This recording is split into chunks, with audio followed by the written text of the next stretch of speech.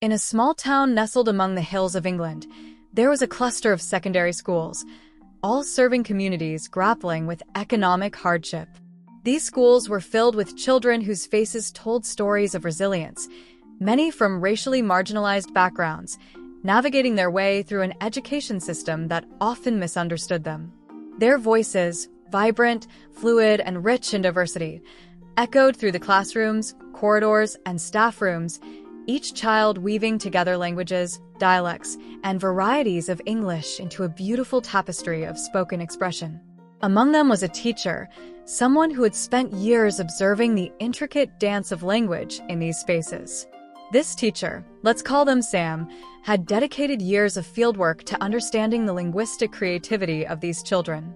Sam noticed something that struck at the heart of what most would call the problem.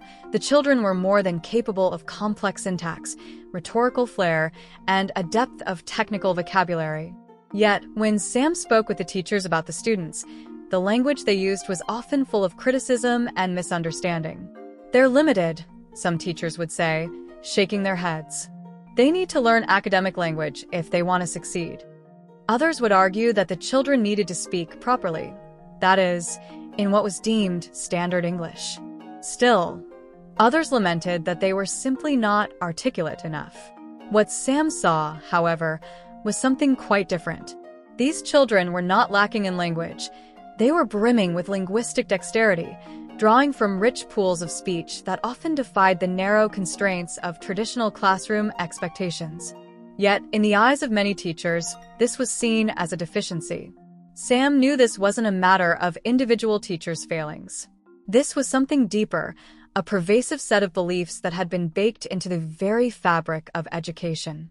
These were language ideologies, long held, deeply ingrained beliefs about what proper language looked like and who could speak it. From a young age, everyone in England, Sam included, was socialized into the idea that there were certain ways of speaking that were superior to others. That some vocabulary was better, some varieties of English were correct, and that only certain speakers were truly fluent. But Sam had come to see these ideologies as more than just personal biases. They were rooted in something much older and far more insidious: colonial logic. Language ideologies, Sam realized, didn't just dictate how people spoke. They were a powerful force in shaping society, reinforcing the boundaries of what was acceptable and what was not. In England's schools, language was often tied to structural inequalities. These ideologies went hand in hand with the mistreatment of Black children in the 1960s and 70s, when language was used as a marker of supposed intellectual inferiority. And even now, these ideas still lingered, festering in classrooms and staff rooms across the country. Teachers who misjudged students' linguistic abilities were often inadvertently perpetuating these harmful stereotypes.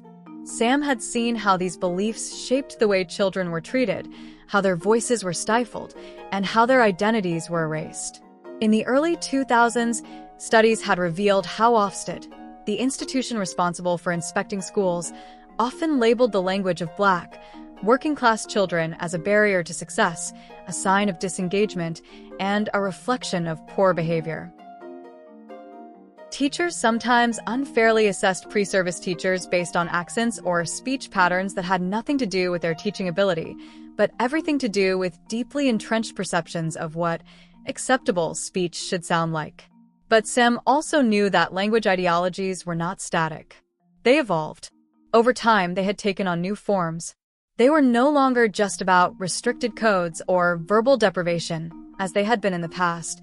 Now they took the shape of the so-called word gaps, or the growing emphasis on oracy.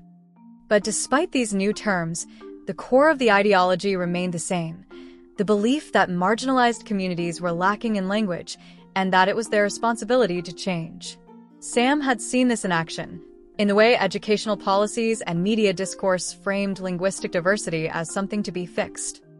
Sam's heart was heavy with the weight of this understanding. The children were not the problem, and yet they were being told over and over again that they were.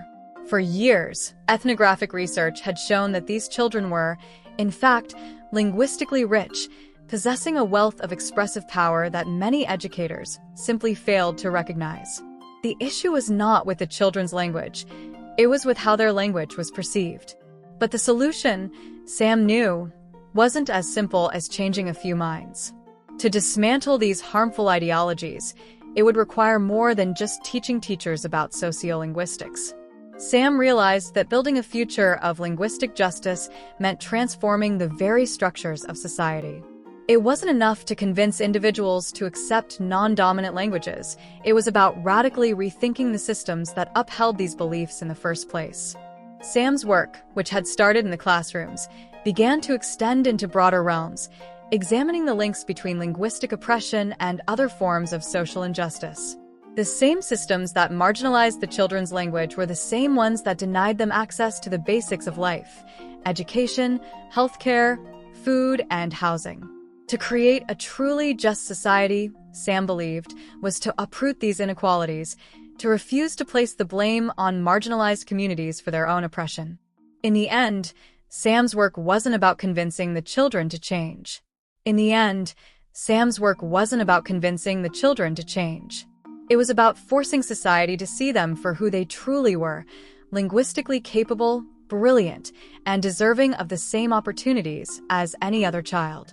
It was about challenging the ideologies that held them back and connecting their fight for linguistic justice to the larger struggles for social justice.